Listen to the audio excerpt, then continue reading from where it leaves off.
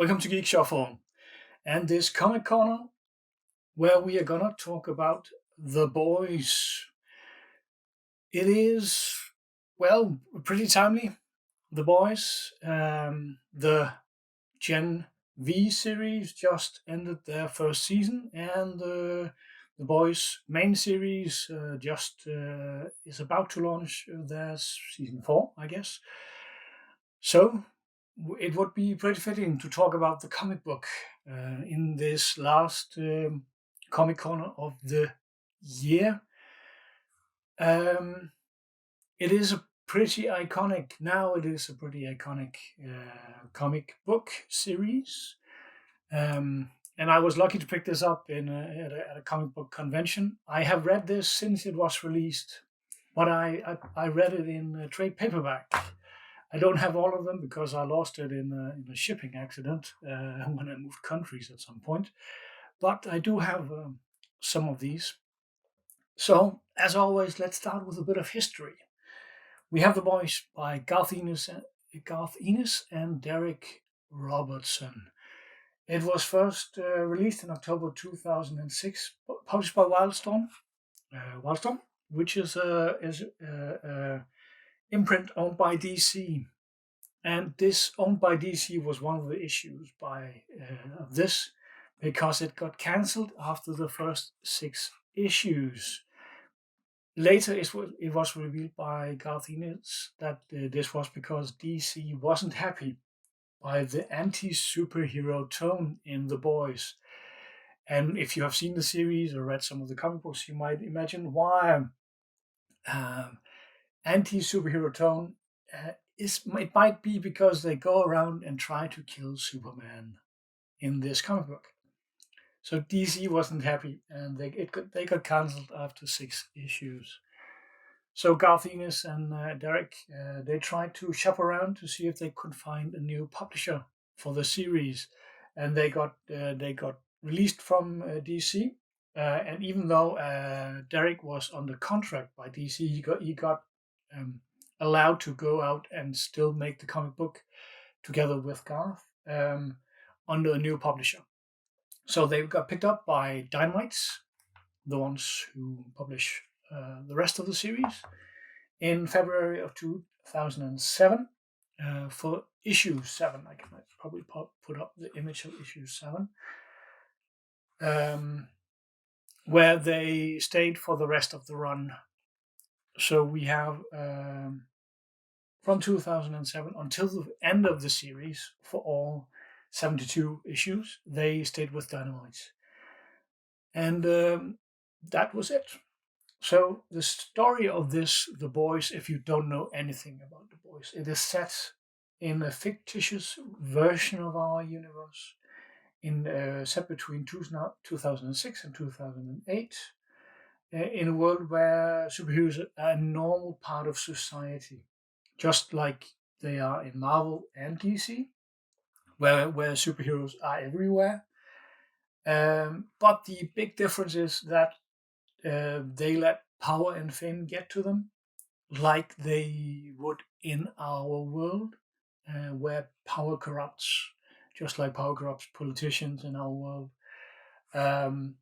So superheroes, they get evilish. Most of them get evilish, and that is the theme of the comic book.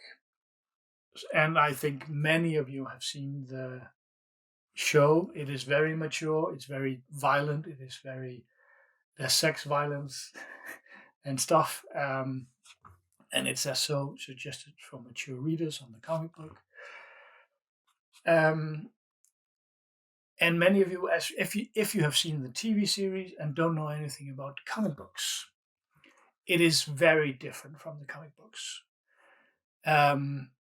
It starts out on similar grounds. You have the main group of characters already from the first issue. You have the 5 characters, Butcher and so forth. And then the further you go along, the more it diverges until it is unrecognizable almost.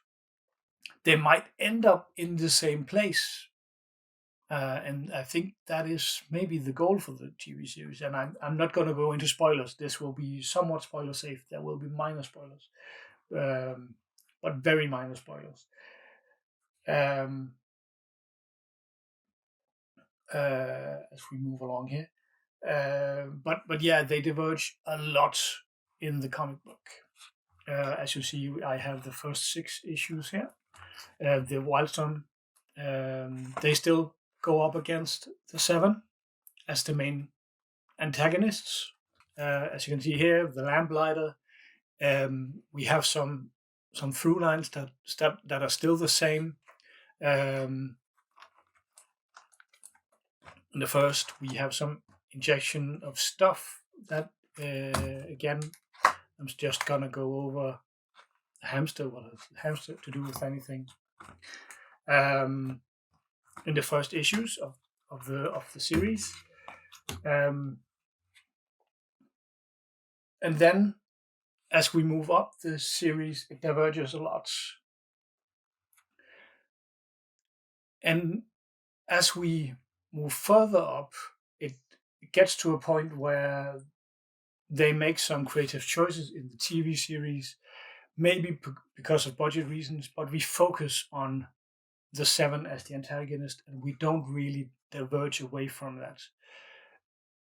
Where they pick and choose what they want to add in from the comic book and what they don't want to add in.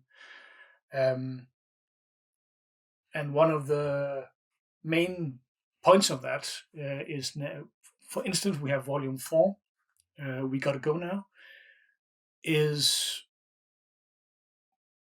you could say that is the X-Men arc in The Boys, where they go to, where some of it takes part in a school.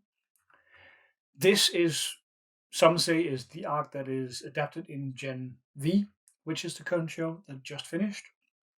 And it's there are some elements that is similar to Gen V, but not a lot of it. The only similarities is that it takes place in a school, but not very few similarities to Gen V.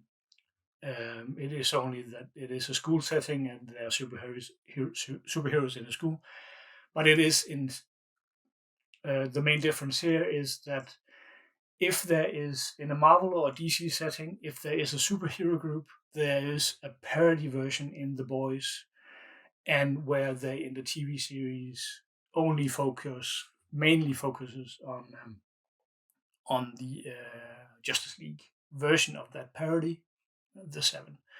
And they just ignore all the other parody versions that are in the comic books here. And the same can be said of the first spin-off. There are a couple spin-off comic books. Here you can see all the superheroes on this cover, and definitely would be budget issues if they had to cover those in the TV show. And this is just called Herogasm.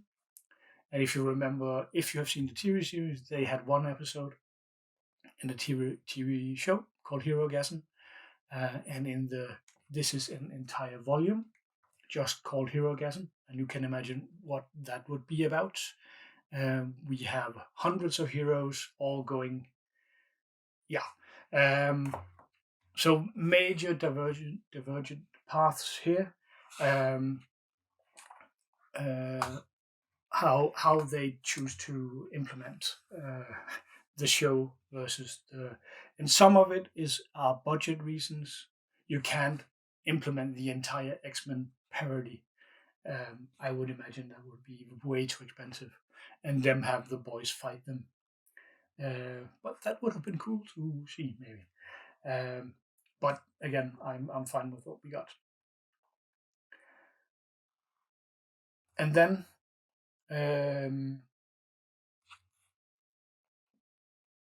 as mentioned, towards the end, we got 72 issues of The Boys, single issues like these, and 13 trade paperbacks, where 4 of those are spin-offs. Spin-offs meaning not the main storyline, but again, they are just as important. Herogasm is just as important and to the main storyline as the rest of the story, where we have Herogasm, Highland Laddie, Butcher Baker, Candlestick Maker, and Dear Becky. Dear Becky is the epilogue after the main story, which is the last spin-off. And finally, I would recommend, if you are interested in the comic book, I wouldn't buy, well, unless you are, if you are a collector, these are pretty expensive now. I think the first issues of these are all above $50 because of the TV show. Paperbacks you can always get someone reasonably buy it digital just to read it. I would still, some people, a lot of YouTubers and stuff say that the comic book is outdated, even though it is only 15 years old. It is a product of its time, but I would still say that it is worth a read if you are interested. It is, especially since it is a very different story. There might, if you are watching the TV show, it might be a bit spoilery. Again, especially towards the end, because they might be aiming towards the same ending. The road might be very different towards that end. And they might again pick and choose what parts of the story. Some highlights might be in the show. So again, if you don't mind spoilers, you should still read the comic book. And the TV show is a very, very good update and and likely the best adaptation we could hope for. Even though I would have liked to see some other antagonists beside the seven, but again, budget reasons and such. So I hope this was interesting for some of you. I always like to make these theme comic corners to talk a bit about a specific subject in comic books. And I will see you in the next comic book video. Bye bye.